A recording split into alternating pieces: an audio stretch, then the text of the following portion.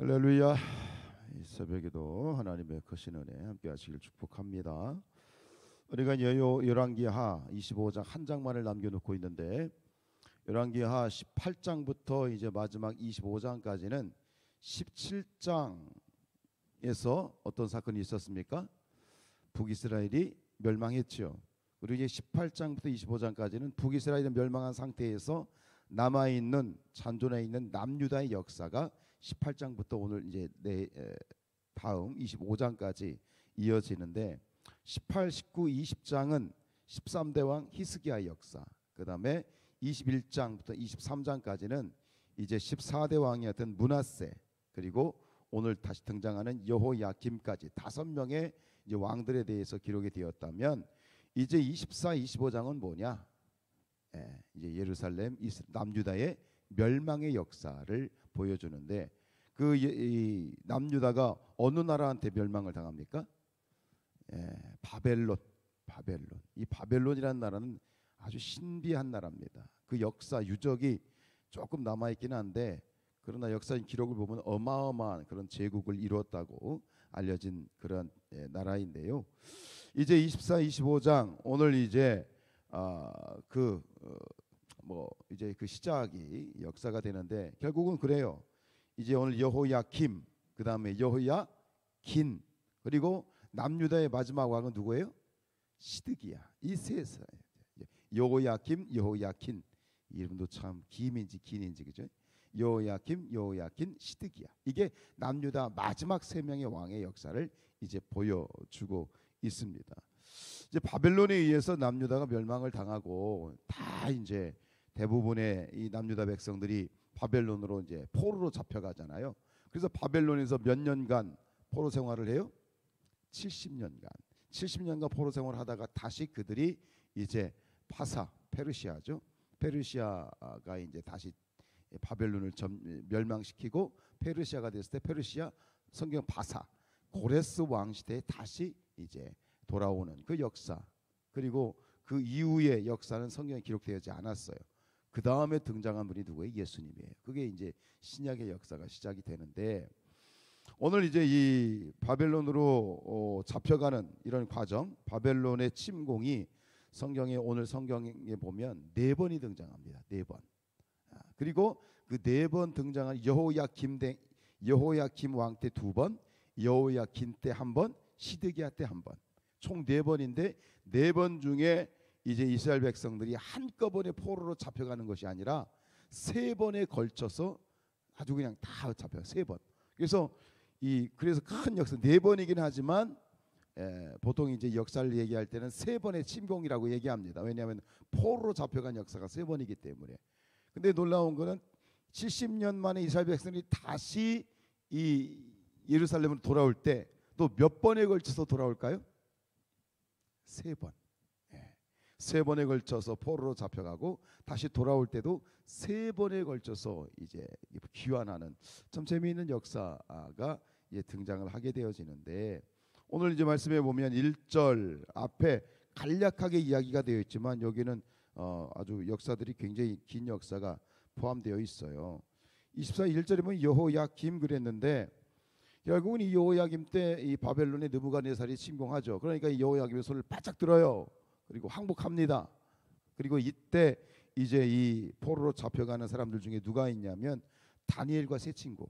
이때 잡혀간 거예요. 다니엘과 세 친구, 그리고 귀족의 자녀들, 상당수가 이제 대부분이 잡혀갔다고 보시면 됩니다. 근데 3년 만에 다시 이 여호야김이 배신을 때려요. 누구 믿고? 애굽 믿고, 이집트 믿고 배신합니다. 그러니까 괘씸하니까 또 내려와서 이제 공격을 하는데, 그때는 이제 포로는 잡혀가지 않고 응징만 하게 되죠. 그 다음에 이제 19대 왕이 여호야긴. 이때 다시 또 이제 즉위하자마자, 여호야긴이 즉위하자마자 이제 다시 이제 침공을 해서, 느부갓네살이 침공을 해서 제2차 바벨론으로 이제 데려가는데, 이때 잡혀간 사람이 누구냐? 에스겔, 선지자 에스겔, 그리고 에스더의 삼촌 모르드게. 이때 이제 2차 때 이제 잡혀가게 돼요. 이것을 제2차 바벨론 포수라 그러는데, 그 다음에 이제 여호야긴이 3개월 왕하고 하야합니다. 그리고 마지막 왕 누구? 이제 시드기야. 원래는 마따니아라고 하는데 이제 요시아의 셋째 아들이면서 이제 이 그 시드기야의 누구예요? 네, 시드기야가 이제 그 집권을 다시 하게 되죠. 여호야긴의 삼촌이면서 요시아의 셋째 아들인 마따니아가 하는데 이 바벨론 왕이 아예 이름을 바꿔버려. 시드기야로. 이게 무슨 얘기냐면 일본으로 생각하면 한국이 쳐들어와서 왕을 세워놓고 일본식으로 이름을 바꿨다는 얘기예요. 시드기야로 바꿔가지고 이제 왕을 세웠지만 결국 이 시드기야가 또 배신을 해요. 배신이라기보다는 이제 바벨론에서 등을 돌려요. 또 누구 믿고? 이집트 믿고. 그러니까는 아예 이번에는 끝내버리는 겁니다. 그래서 네 번째 침공 그리고 세 번째 포로로 이스라엘 백성들을 다 잡아가게 되고, 그래서 이 1차는 605년, 2차는 597년, 그리고 마지막 시드기야 때 586년, BC 586년에 이제 끝이 나는 거예요. 그래서 우리가 보통 남유다의 멸망하면 몇 년도를 얘기합니까? BC 586년을 얘기하는 거예요. 세 번째 침공, 그리고 바빌론 포로 이 이야기를 하게 되는데, 근데 오늘 말씀 뭐 조금 역사에 대한 이야기 졸립게 말씀을 드렸습니다만, 오늘 말씀을 통해서 한 가지 제 눈에 유독 띈 거는 3절이에요. 3절. 이 일이 유다에 임함은 곧 여호와의 말씀대로 그들을 자기 앞에서 물리치고자 하심이니, 이는 뭐예요? 남유다의 이 예루살렘의 멸망은 그 이유가 뭐다? 므낫세가 지은 모든 죄 때문이다라고 이렇게 소개하고 있어요. 므낫세의 죄 때문이다. 우리가 앞에서 이 그 므낫세 21장에 봤잖아요. 므낫세의 죄, 엄청난 죄였죠. 다른 역대 왕들의 그 죄와는 차원이 다른 죄. 어떤 거였어요? 성전 안에다가 우상의 제단을 세운 겁니다. 이 죄는, 그런데 성경이 이제 우리가 뒤에 가서 이제 역대기를 보겠습니다만, 이 11개의 역사가 역대기도 또 반복이 되어서 등장하는데, 어쨌든 므낫세가 북쪽과 남쪽의 모든 왕들을 통틀어서 가장 많은 기간을 통치했어요. 55년입니다.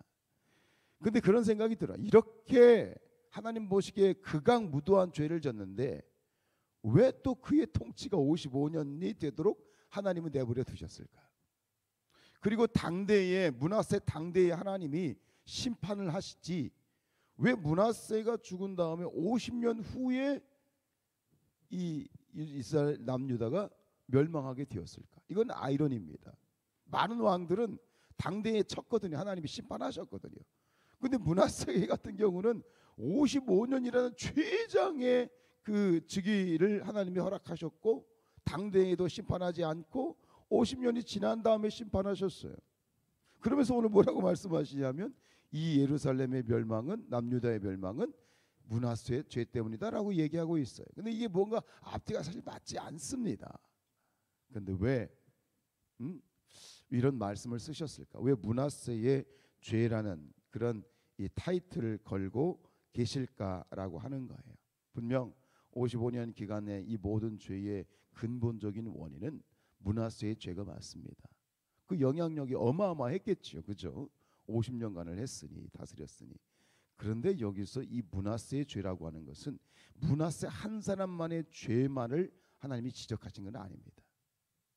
이 남유다의 멸망은 그 책임이 므낫세에게만 있는 것이 아니라는 거예요. 그 책임은 또 누구의 책임이에요? 이스라엘 전체 백성들의 책임이 있는 거예요. 그것을 상징적으로 므낫세의 죄라고 이렇게 표현하고 있다라고 하는 것이죠. 문제가 뭡니까? 이 핵심이 뭐예요? 여러분, 우리가 교회가 문제가 있다, 우리의 이 교회 공동체가 문제가 있다 할 때 우리는 어느 한 사람만을 지적합니다. 누구 때문에라고 얘기합니다. 누구 때문에. 근데 사실 이것은 말이 맞지 않습니다.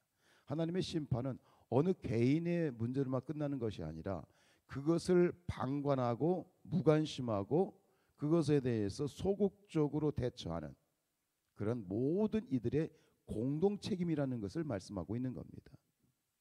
우리의 책임이라는 거예요.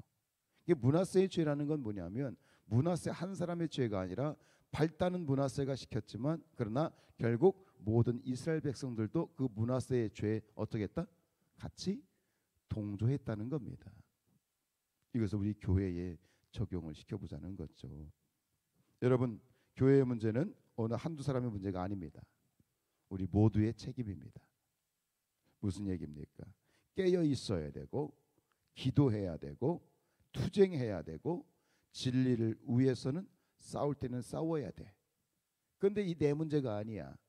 방관하는 거지. 무관심한 거지. 에이, 괜히 내가 이거 가지고 손에 물 묻히기 싫은 거지. 그렇지 않습니다. 우리 교회가 교회 되기 위해서는 우리 모두가 함께 마음을 모두고 우리가 힘써서 투쟁해야 될 땐 투쟁하고 그것이 바로 교회가 교회되는 그런 길인 줄로 믿습니다. 어느 한 사람의 문제가 아니라 내 문제로 우리 모두의 책임으로 우리가 깨어 기도함으로 이런 므낫세의 죄로 말미암아 예루살렘이 이스라엘이 망했던 이런 역사가 우리의 신앙생활 가운데 되풀이지 않도록 할 말은 해야 되는 겁니다. 깨어서 누군가는 두드려 줘야 되고 누군가는 권해 줘야 되는 이런 깨어 있는 영성이 필요하다고 생각합니다. 우리 성산교회가 그런 모두가 함께 공동 책임을 가지고 깨어 기도하고 함께 열심히 전진하는 그런 교회 되기를 주님의 이름으로 축복합니다.